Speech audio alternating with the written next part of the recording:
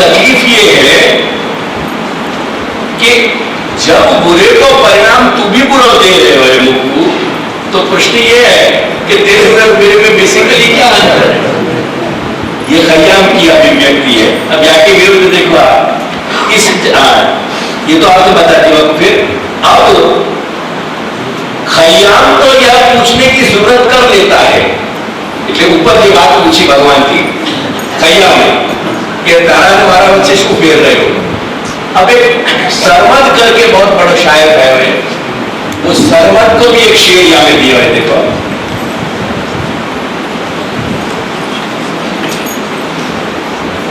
अज जुर्म फुजू याफ्ता हम फजल तुरा।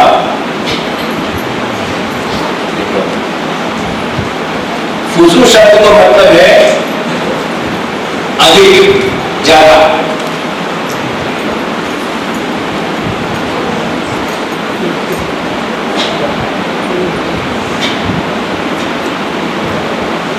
ठीक है ना? और अर्थ જે છે કે કન્જમ્પશન છે એટલે જે પેલો જે આપણે વચ્ચે જે વિભક્તિના વાક્ય મૂકી છે સે ને સે વગેરે એટલે સે એટલે હું એને સમજાવું એને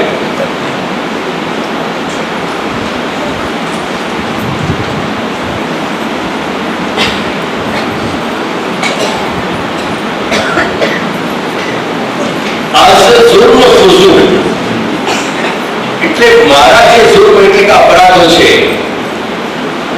એની દૃષ્ટિથી એટલે उस दृष्टि से याफ्ता हम फजल तुरा, यानी तेरा जो फजल है तेरी कृपा है, जितने जितने मैं गुनाह कर रहे हूं ज्यादा उतनी उतनी तेरी कृपा भी मुझको ज्यादा मिल रही है। ये पहली पंक्ति का अर्थ हुआ। मैं जितने जुर्म ज्यादा करता हूं उतनी तेरा फजल यानी तेरी कृपा मुझे ज्यादा मिलती है। ई शुद्ध सबबे मासियते वेश मरा। ई जे છે ને કે ફારસીમાં જે સામે પડેલી વસ્તુ હોય એને ई કહેવાય, मतलब ये ऐसा नहीं है ये। तो ई शुद्ध सबबे मासियते वेश मरा। तो कह रहे हो कि मासियत એટલે પાપ,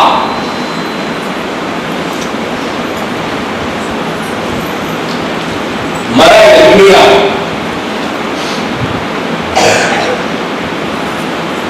तो मैं जितने गुनाह कर रहा हूं उतनी ही तेरी कृपा हो रही है ज्यादा। ये जब मेरी समझ में आया तो तेरी कृपा प्राप्त करने का सबब ही उस कारण से ही मैं ज्यादा पाकर गुनाह करने लग गया, पाप करने लग गया। ये शुद्ध सबब मासियते वेश मरा। हर चंद कर्म बेश गुनाह बेश तरस्त, यानी हर चंद यानी हर पल तू जितनी मेरे ऊपर कर्म मेरी तेरी कृपा बढ़ती गई उतने ही मेरे गुनाह की भी सीमा बढ़ती चली गई। दीदम हमाजा हो आज मुदम हमाजा, यानी दीदम दीदम यानी मैंने देखो आखिर से देख लो आपका नाम दीदम, और हमाजा यानी चारों तरफ।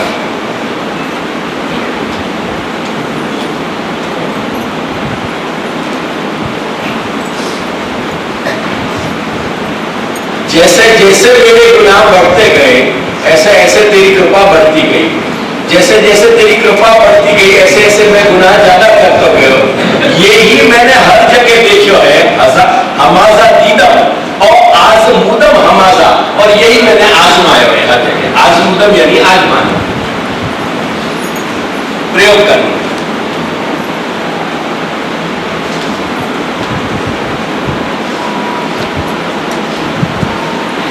क्या है? अब देखो तो अर्थ भी आप नीचे पढ़ लो। मेरे अपराधों की अपेक्षा तेरी कृपा मुझे अधिक मिली। मेरे अधिक अपराधी होने का हेतु तेरी अधिक कृपा है।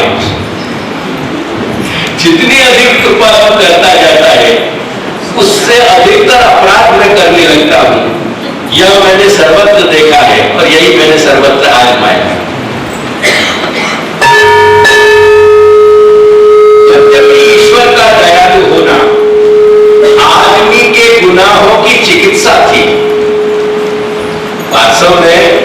ईश्वर को दयालु होना, ये मनुष्य के गुनाह को की चिकित्सा, यानी मनुष्य गुनाहगार है, पापी है।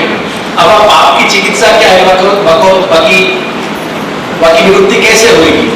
अगर ईश्वर दयालु होएगा तो पाप की निवृत्ति होगी। तो एक्चुअली ईश्वर की दयालुता को जो प्रयोजन है, वो प्रयोजन ये है तो कि ईश्वर मनुष्य के अंदर रहे हुए गुनाह दूर हो जाए। परंतु इलाज बढ़ता चला गया तो मन भी बढ़ता चला गया। यह और बात नहीं, ये जैसे जैसे इलाज बढ़े वैसे ऐसे मन भी बढ़ता चला गया। जैसे अपने यहाँ की आजकल मेडिसिन, एक दर्द को, एक रोग को इलाज करे और 4 रोग पे रिएक्शन पैदा करे, ऐसा वो भी वहां भी जैसे मॉडर्न मेडिसिन की तरह चलने लगे। संत अगस्टाइन परमेश्वर की दृष्टि में सद्योजात शिशु को भी पापी मानते हैं। सेंट ऑगस्टाइन क्रिश्चियन कंटिन्यूटी में, परंपरा में भाई है, वो तो ये मानने लग गए अंत में कि जो नवजात शिशु है वो भी पाप का परिणाम है, वो भी पापी है। एक एक्सट्रीम पे पहुंच गए वहां की पाप की फिलॉसफी।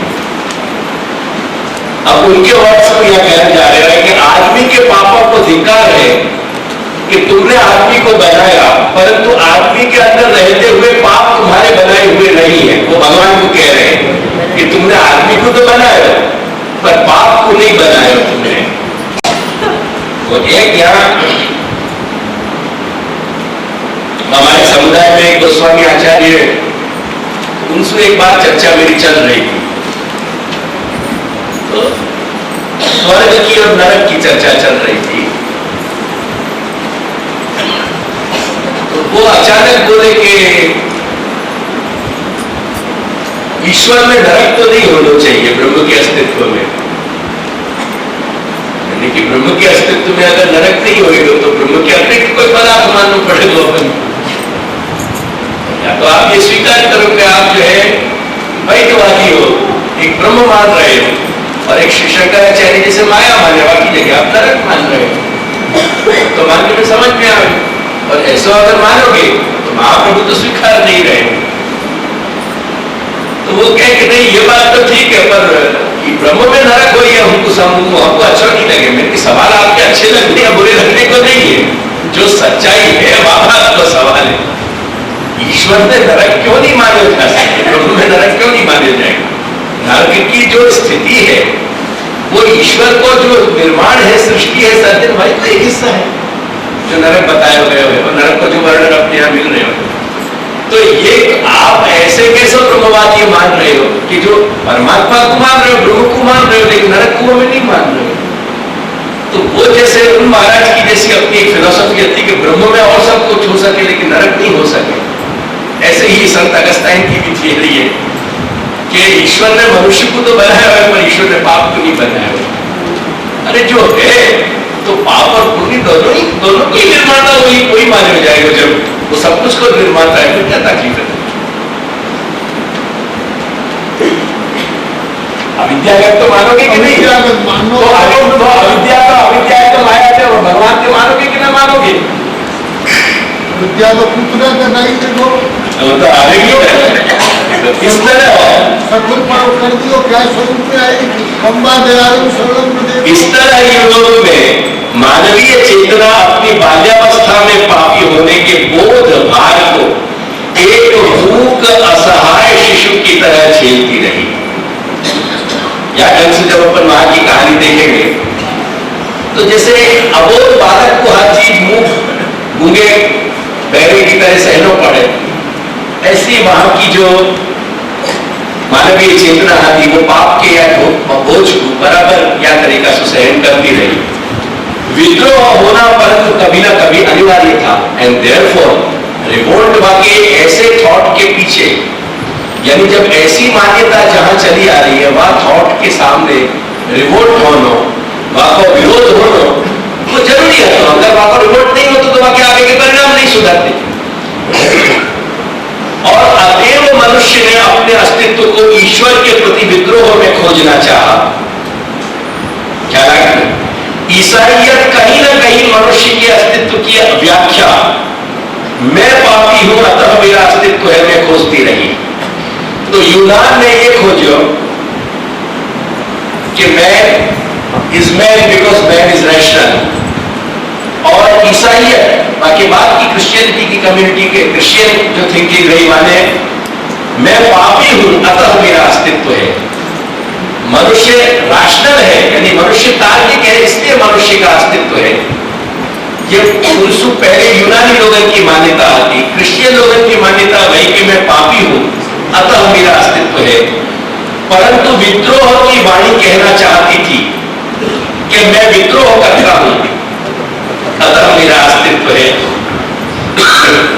विद्रोह का की यह सुषुप्त चिंगारी मानवीय चेतना में सर्वदा भय, अनिश्चय, श्रद्धा, दमन की राख में ढकी हुई सुलगती रही।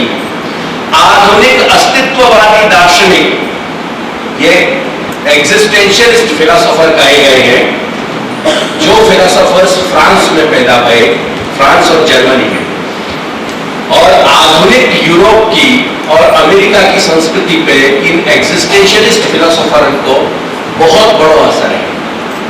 मैं सिर्फ ये कंटिन्यूटी के रूप में आपको समझा रहे हो। यानी जो मॉडर्न यूरोप है और मॉडर्न जो अमेरिकन सोसाइटी है, predominantly United states of America, वो सारे समाज पे आज भी दार्शनिक जो फ्रांस के पोस्ट रिवोल्यूशन यानी वहां की क्रांति होने के बाद, रिवोल्यूशन के बाद के जो वहां के थिंकर्स पैदा हुए, उन थिंकर्स को बहुत बड़ा प्रभाव आज भी यूरोप के समाज पे है। और उनमें जो एक बहुत प्रसिद्ध दार्शनिक है जियां पॉल सार्त्र, उनकी चर्चा यहां कर रहे हैं कि आधुनिक अस्तित्ववादी दार्शनिक जियां पॉल सार्त्र अपने लवहोश यानी द फ्लाई नामक नाटक में इस मानवीय विद्रोह और उसके कारण का एक विलक्षण चित्र प्रस्तुत करते हैं। फ्रांस के जो ये दार्शनिक भाई हैं, तो ये तुम सब ये बराबर ध्यान रखिए, नोट करिए, क्योंकि तुम्हारे मॉडर्न थिंकिंग यानी मॉडर्न इमेज में ये बातें तुम्हारी रहनी चाहिए ताकि तुम्हारे साथ, और ये क्योंकि पुस्तक तुम्हारे साथ है कि 2-4-6 रीडिंग लगेगी, पॉसिबल है कि एक रीडिंग में ये बहुत सीधी सीधी नहीं समझ में आए, पॉसिबल है। तो फ्रांस के जो जितने भी दार्शनिक आते हैं उनने अपनी फिलॉसफी कोई फिलॉसफी की बुक में क्रिएट नहीं करी है। उनने या तो ड्रामा लिखे हैं या उपन्यास लिखे हैं, और प्लेस में और नॉवेल्स में उनने अपनी फिलॉसफी ब्लेंड करी है, उन्हें कही है अपनी फिलॉसफी। तो वही बात को यहाँ आगे के वर्णन में बता रहे हैं जब अपन शाम के सत्र में करेंगे। वो हिसाब से वो कंटेस्ट करते आपको उनके यहाँ बहुत सारे धर्म के ऐसे कर्मकांड है, और ये एक बहुत मोटी आउटलाइन है, जिस आउटलाइन के आधार पर हम इतना समझ लें कि इन मतों में मनुष्य के अस्तित्व को कैसा माना गया है, और अल्टीमेटली एक वाल्लभ मत के अनुयायी, एक महाप्रभु का अनुसरण करने वाले व्यक्ति के थॉट में उसका इमेज क्या होना चाहिए।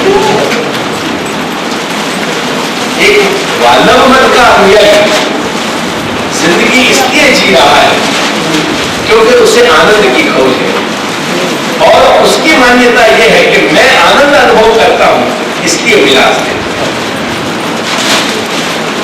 Finally that's the end. और वो ब्यूटी समझने के लिए अपन ये थोड़ी पहले की सारी बातें समझ चल रही।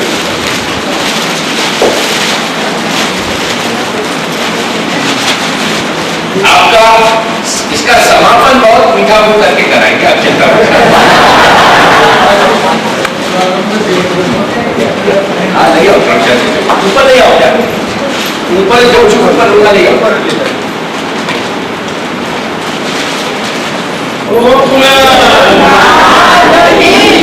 हमारे कोई बात नहीं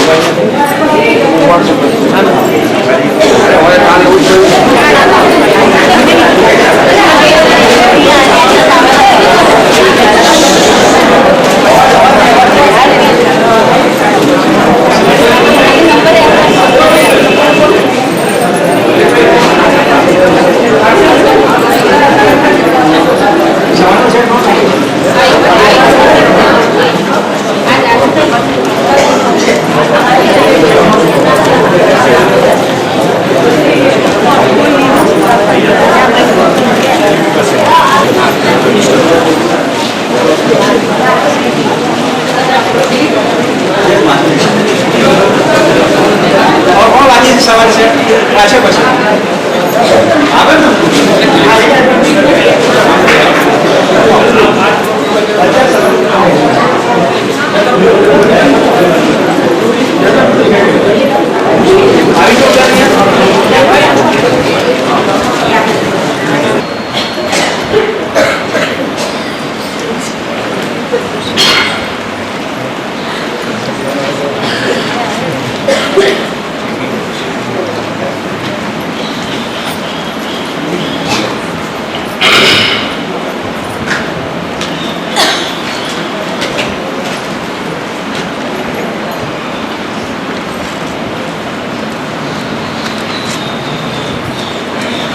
योग में मानवीय चेतना अपनी बाल्यावस्था में पापी होने के बोध भार को एक मूर्ख असहाय शिशु की तरह झेलती रही।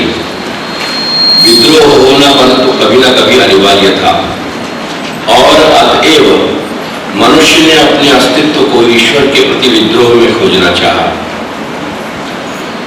ईसाइयत कहीं न कहीं मनुष्य के अस्तित्व की व्याख्या मैं पापी हूं अतः मेरा अस्तित्व है में खोजती रही, परंतु विद्रोह की वाणी कहना चाहती थी कि मैं विद्रोह करता हूं अतः मेरा अस्तित्व है। विद्रोह की यह सुषुप्त चिंगारी मानवीय चेतना में सर्वदा भय, अनिश्चय, श्रद्धा, दमन की राख में सुलग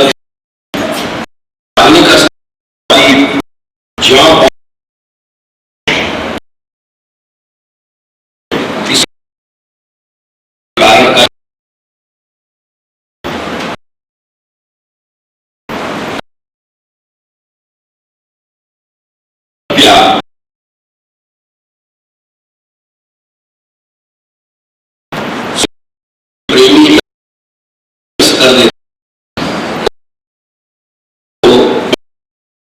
वफादार होकर बड़ा करने जाता है और पाल पोस कर बड़ा करता है। वह राजकुमार अपने पिता के वध का प्रतिशोध लेने अर्गोस लौट आता है। यहाँ अर्गोस में प्रेमी प्रेमिका अपना अपराध प्रकट नहीं करते, अतः अपराधी का पता न चलने के कारण समूचा राज्य शाश्वत शोक एवं प्रायश्चित करता रहता है। समझ में आ गया कि क्योंकि राजा की हत्या कौन ने करी ये मालूम नहीं पड़ी, यानी एक ऐसा सामूहिक शोक क्लेम कर दिए गए लोगों पे कि सारा राज्य का शोक मनाएगा।